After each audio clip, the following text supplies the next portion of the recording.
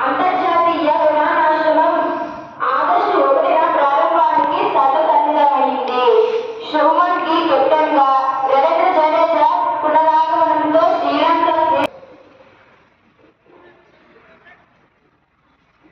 అందరికీ శుభోదయం. ఆషాఢ శుద్ధ పౌర్ణమిని గురు పౌర్ణమి అని కూడా లేదా వ్యాస పౌర్ణమి అని అంటారు. ఇది అజ్ఞానాన్ని తొలగించి జ్ఞానాన్ని ప్రసాదించే గురువుకు కృతజ్ఞతలు తెలిపే పవిత్ర దినం. వేదాలను 4 భాగాలుగా విభజించి మహాభారతాన్ని పురాణాలను అందించిన ఆద్య గురువు వేదవ్యాసుడు జన్మించిన రోజు ఇదే.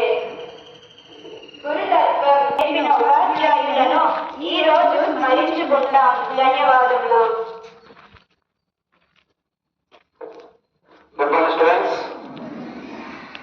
So today, Guru Purnima, the birthday date of Vyasa Maharshi, also called Vyasa Purnima.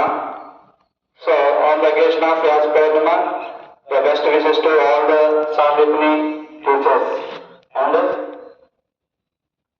God bless you to all the students. Thank you.